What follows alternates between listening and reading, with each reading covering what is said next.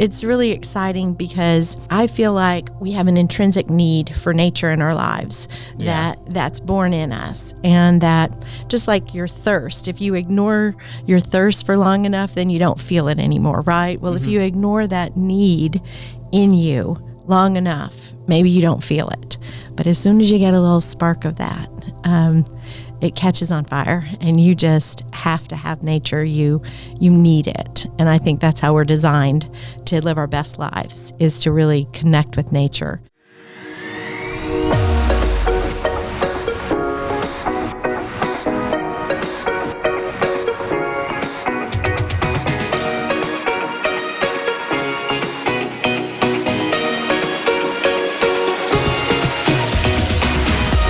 Welcome to the Market It with ATMA Podcast, where we give you the tips, tools, and strategies you need to be successful. My name is Bryan, and I'll be your host today. Today, we have a very special guest joining us, and her name is Becky Gerro with River Legacy. Becky Gerro is a lifelong educator, community builder, and environmental advocate whose impact spans business, education, and nonprofit leadership. She co-founded the Big Event at Texas A&M in 1982. A student-led service initiative that now spans more than 80 campuses nationwide.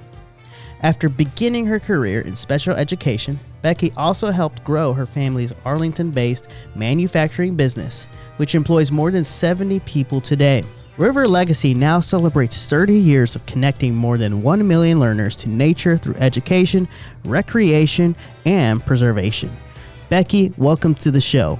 But before we get to the show, let's say thank you to our sponsors. Today's episode is sponsored by NuvoDesk Co-working, the home of Arlington's most accessible production-ready podcast studio. Whether you're launching your first show or leveling up your content game, NuvoDesk gives you a professional studio environment where you can walk in, hit record, and create. But NuvoDesk is more than just a podcast room. It's fully equipped business hub with private offices, conference rooms, and workshop and event spaces designed to help you host, collaborate, and grow. If you're ready to elevate your brand, your business, or your voice, book your next recording or your next tour at nuvodesk.com.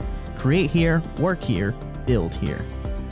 Today's episode is brought to you by Nuvio, the all-in-one business platform designed to help you build, manage, and scale with confidence. With Nuvio, you can build your own website in minutes, manage all of your leads and customers through a powerful CRM, and if you're in the restaurant industry, you can run your entire operations using Nuvio's modern point-of-sale system. Whether you're a startup, a service provider, or a full-scale restaurant, Nuvio gives you everything you need in one place. Simple, connected, and built to grow with you. Discover why entrepreneurs are switching to Nuvio. Visit Nuvio.com and run your entire business on one platform.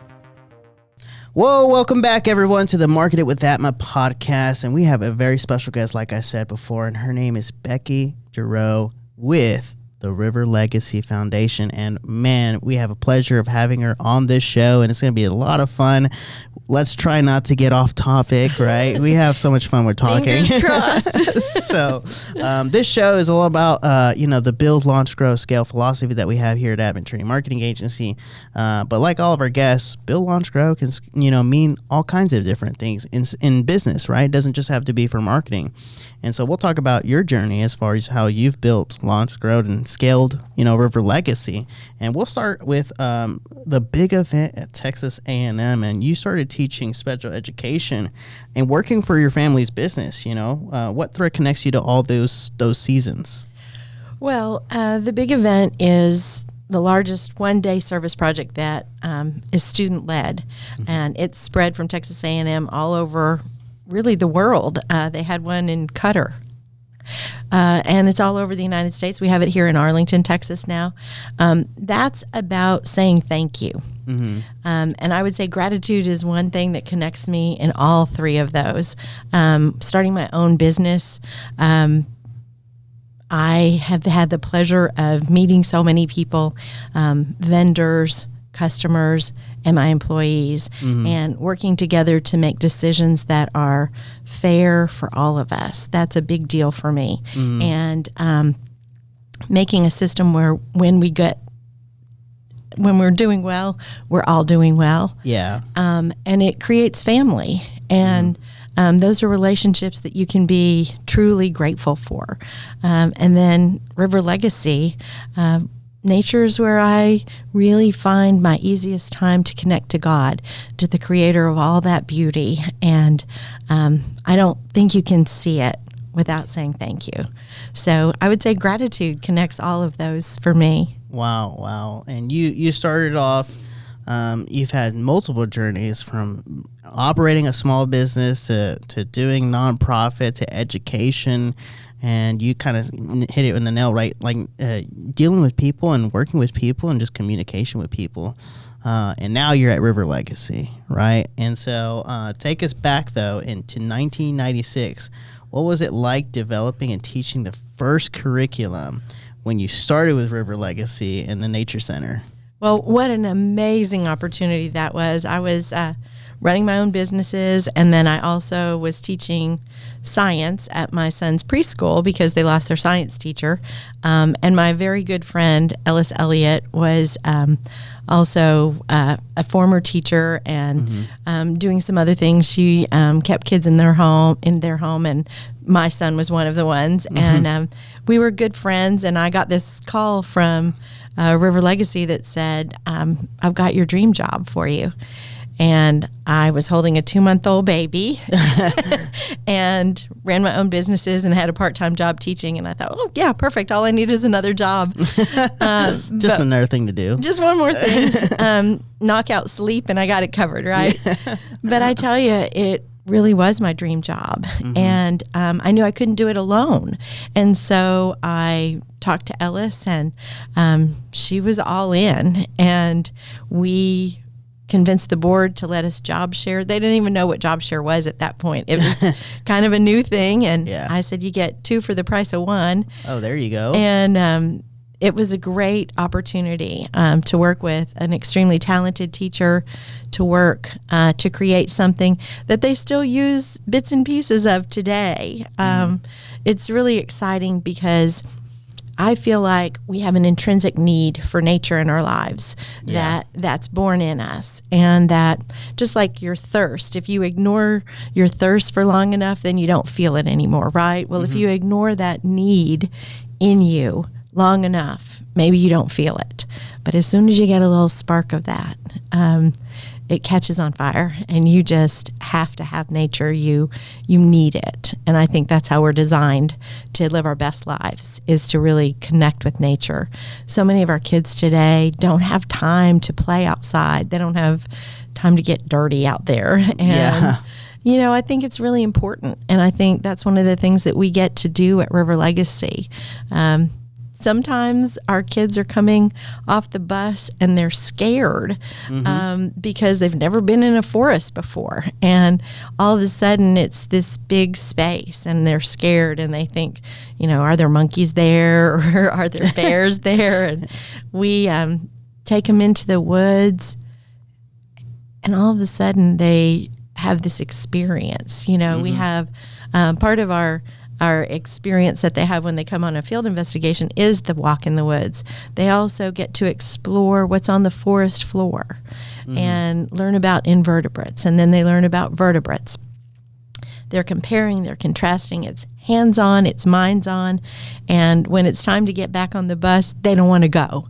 So, you know, going from fear to love in about 2.5 hours. Pretty awesome, right? Yeah. And who wouldn't want a job like that?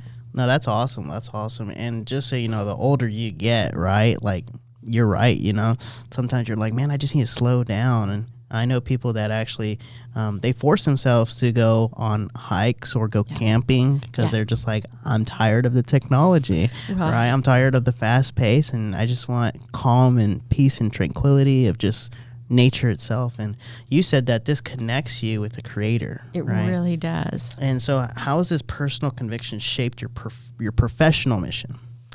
Well, again, it goes back to gratitude. I think I have every reason to be happy in my life. The Lord has blessed me dearly, and I am very grateful for it. And one of the ways that I can give back a portion of what I've been given is through my time, not just my treasure, but also my time and hopefully my talents.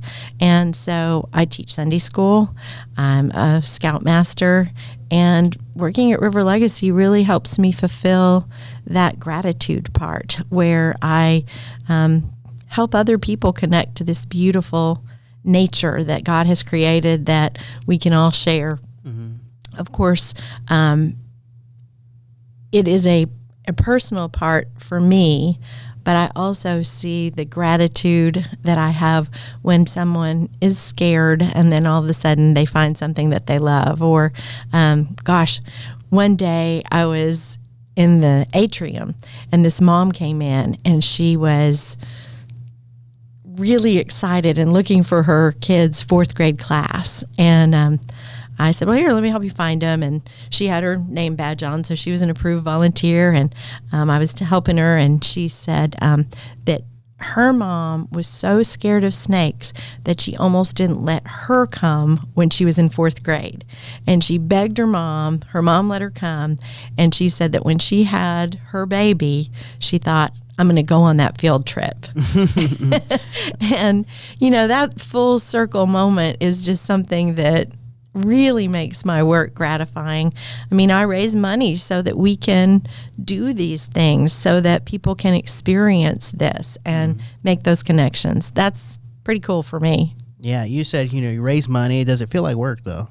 No, because I am raising money, but I'm also helping people connect to what they can do. Yeah. One of the things I know about nature is that every living being, animal, plant, everything has a role to play in nature. It's an important part of this cycle that's been created. And we as humans are the only ones get to choose if we're making a positive or negative impact on the environment, on nature. And I love to be able to connect people to that. Businesses, I help them connect to that. Yeah. As a marketer, I can tell you that I can help you figure out if your audience that you're seeking is a group that I have contact with. And they're going to be grateful to you for supporting this mission in Arlington and in North Texas. So it's funny you say that, because one of our core values is joy. Right? That's a big one for me too. And you is just like, you kind of been talking about how you enjoy, right? What you do, right? And so I've been talking to staff lately about, you have to find joy in what you do. If you don't find joy in what you do, then it's hard to do the work you do. Right. And obviously there will be obstacles, which I'm pretty sure you've witnessed multiple obstacles. I had a few of those. This is going to be off topic. Dang it, Becky, we went off topic. You predicted it, though. I did. How do you embody joy in what you do? You're building this foundation. You're building, everything from Build on Grow Scale. But as you're in the business and as you're doing this, when obstacles do come, because they will, right? How do you find ways to continue to provide joy and enjoy what you do? Well, I think part of that is the relationships that you build and the trust that you build with the team. We have a great team, a small team, but it's a mighty team at River Legacy. And one of the things I love about it, and it does bring me great joy, is I can have bad ideas and just pitch them right out there, and somebody's going to toss it around with me and help me develop it. Or say, hey, you know what, let's focus on this instead. We can work together, and to solve problems, I don't have to do it by myself. Talk about a joy right there. Yeah. And we have people who have so many different skill sets, but when we work together, we can do way more than we could do by ourselves. Yeah. I think there's also a great joy in seeing something come to fruition, where you have an idea, you build it with your team, you collaborate with others. For us, we get a lot of volunteers who are so committed. And when you see that meshing into something that's meaningful and even life-changing for people, boy, talk about joy. Yeah. And it doesn't feel like work. There are a couple of things. There's admin work, right?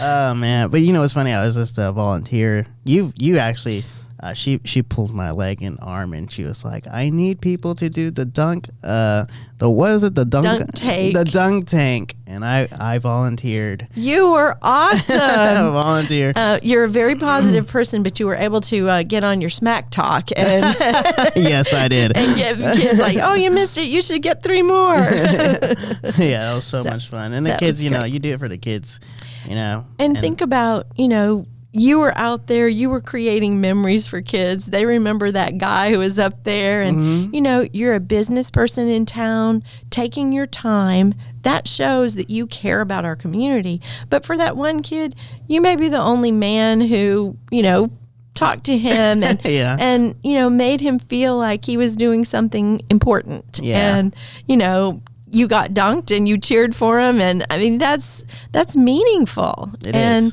You never know. I mean, I don't know about your life, but I have like snippets of my childhood that I remember, just bits and pieces here and there. Mm-hmm. That could be something that somebody remembers the rest of their life, Bryan. That's true. You just never know who you're going to impact. Right. And so, you've been growing River Legacy, and now you serve approximately 14,000 students each year. So what does typical field investigation experience look like for a 4th grader? Well, our 4th graders come and we divide them into 3 groups and rotate through these 3 different areas. So our 4th graders will have a time where they walk in the woods. They're walking in the woods with a naturalist, and they have that moment where they get still and they get quiet and they listen and they feel the breeze and they smell that smell of the leaves and sometimes a blossom, and they start to notice all of these things. And all of a sudden, they are in a different place. Mm-hmm. I've heard some kids say, it's like it's another world. And isn't that cool to be able to provide that for them?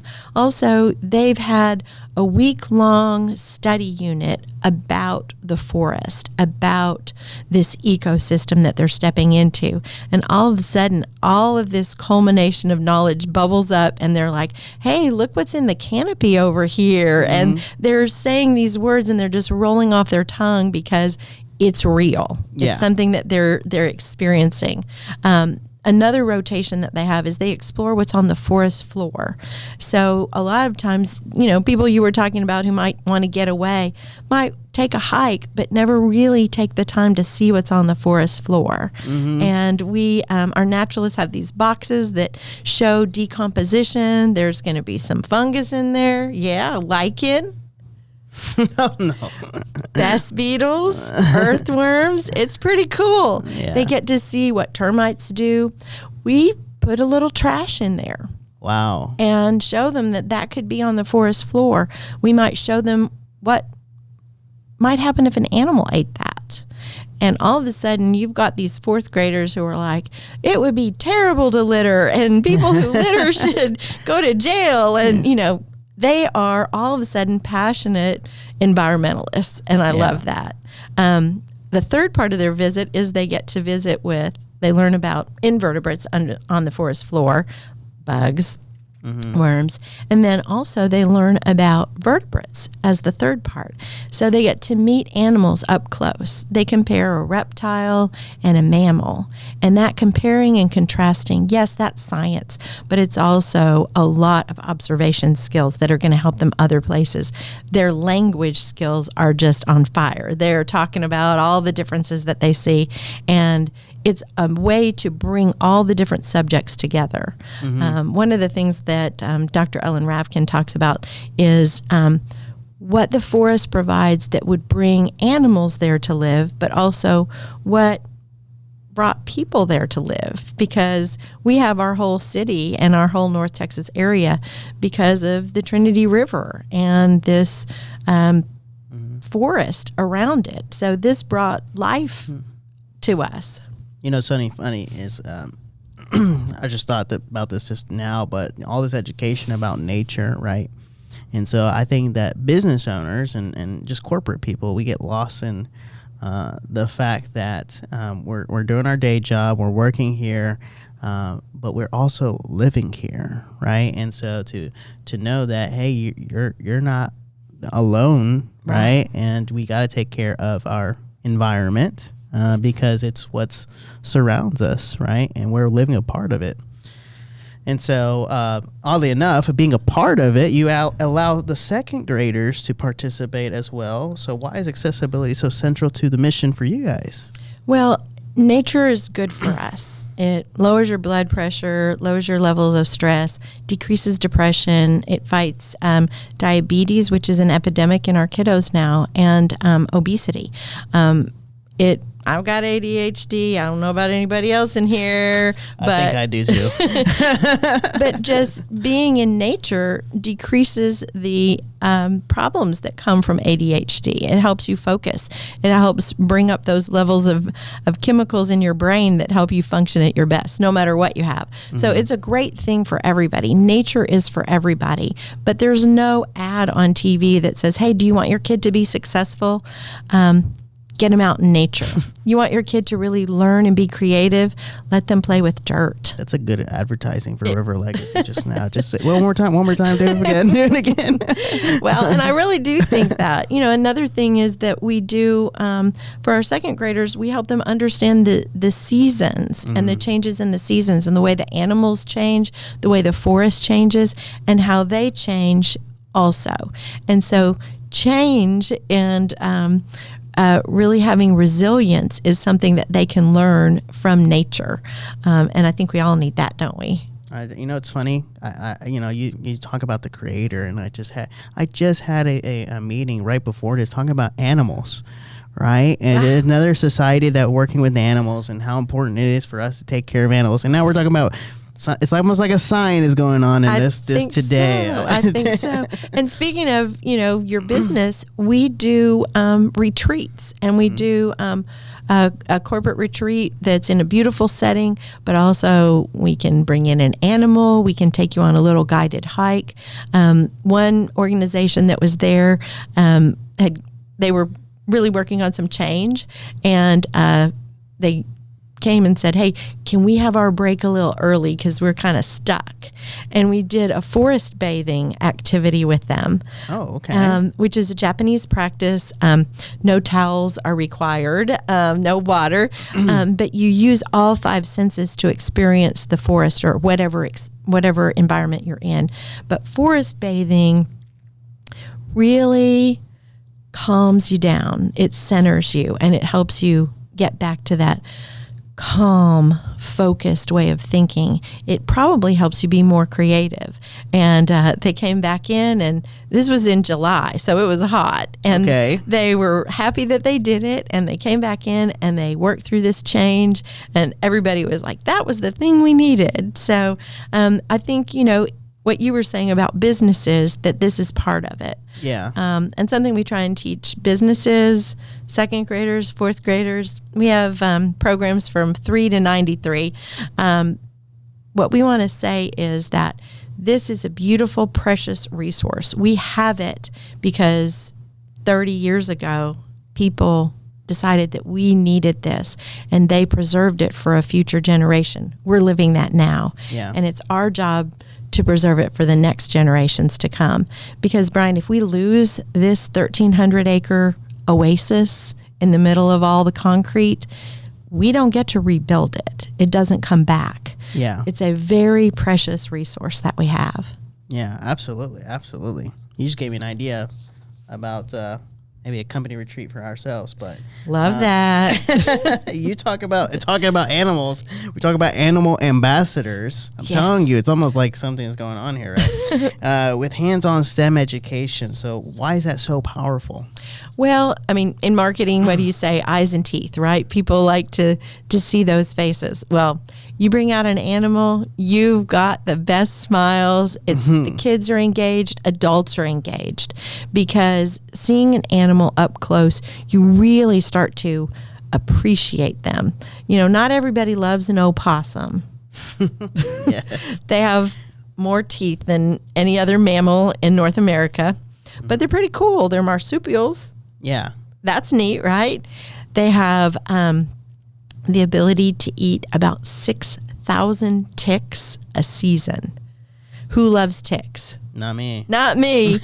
So are you starting to love an opossum? Yeah. Yeah. And, they look kind of wiry, but they're really very soft. They have really cool paws. They have a neat tail. And people start to think, wow, these are kind of cool. And it just engages people. And then they start asking questions. Well, what does a marsupial need here in North America? What does this mammal have that's different from a reptile? It's the kind of thing that really gets the brain going. So hands-on, minds on. That's what we're going for at River Legacy. That's so awesome. And so, you have Instagram that's become your strongest marketing channel, especially reels featuring animal ambassadors. And why do you think that works? Well, again, the animals are so engaging. And like you said, it's kind of a theme we've got going on, but it's a theme for River Legacy. That's something that we have that most places don't have. We have over 100 animal ambassadors at River Legacy. Now, what we put on display there, these are native animals, but we also have some non-native animals that we bring out so that we can compare and contrast what makes an animal perfect for this environment as opposed to that environment. Animals just engage people. And also, there aren't a lot of people who get a chance to get to know the personality of a turtle, because they do have special personalities. They do. Yeah. They do. I think all animals have personalities, right? Yeah, I think you're right. I think it's important that, that we, because, we have a puppy, right? My wife and I just had a puppy, and not had a puppy, but congratulations. Thank you.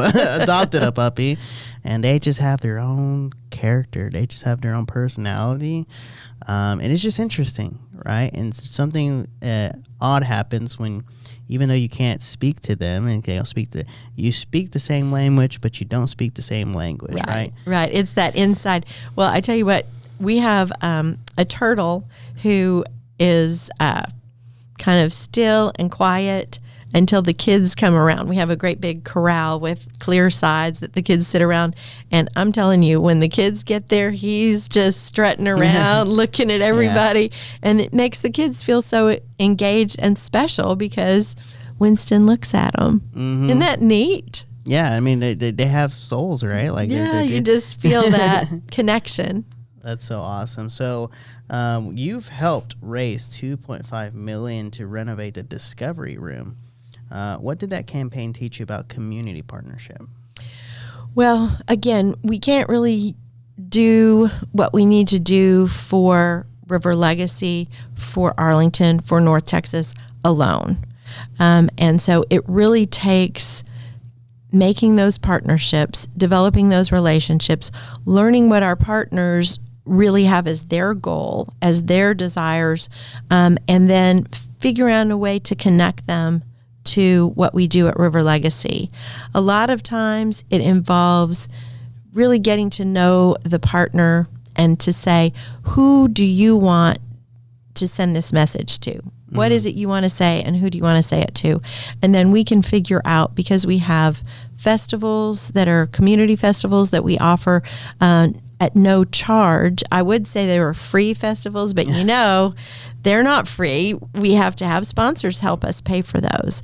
Another thing that we do is we have some fundraisers. And so those are an opportunity for team building, for our sponsors to really get a time with their clients. And it's a way that we can build those relationships and also say thank you, to say what your donation, what your sponsorship has done for now 1 million kids.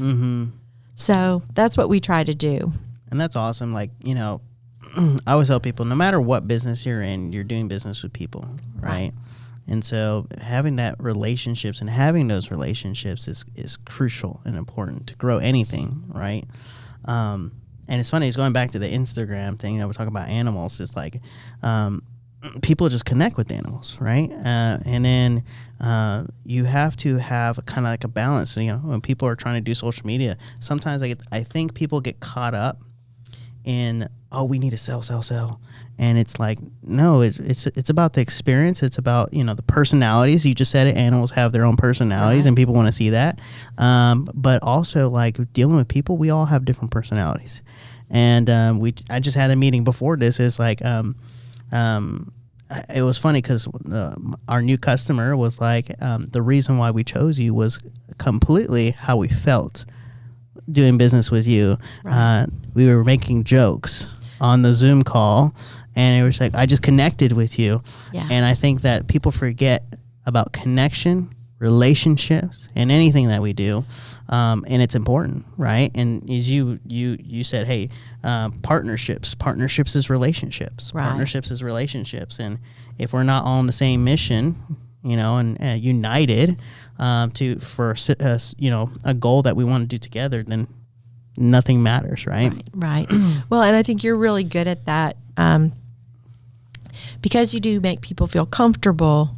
Then they feel comfortable expressing those needs to you, those goals that they have, and so then your brain goes to work about how are we going to get that done. I'm like a counselor, It's like a business counselor. Sometimes I'm like a business counselor. How much do I owe you for this session? We make jokes about that. Everybody, my staff makes jokes about that all the time. They're like, did you have a business therapy session? I said, yes, I did. Yes, it is. Yes, it is. If someone listening wants to support the next generation of environmental stewards, what role can they play? Oh, I'm glad you asked. We are looking for donors to connect to us so that we can expand the mission. Mm-hmm. We want to reach out to more and more people all over North Texas. We're looking for sponsors. We definitely need sponsors to help us. So you can go to www.riverlegacy.org, and we have a donate button. We also have a sponsorship area.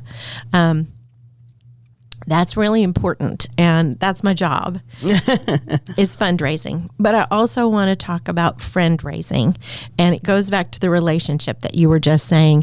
If anything that we've said really resonates with our listeners, I would love for them to connect with us on our social media. Mm. On riverlegacy.org, they can sign up for our e-newsletter. We won't sell or give their information to anybody else, but it just helps them understand what we're doing and what opportunities there are for them to come and connect to nature. Instagram has been huge for us. Facebook is still happening for us.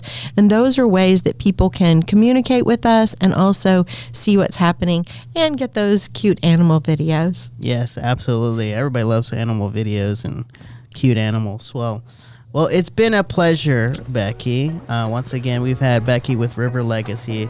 You know where to find her. It's been a blast. Once again, my name is Bryan. I thank you guys for listening to the Marketing with ATMA podcast, and we will see you guys next time.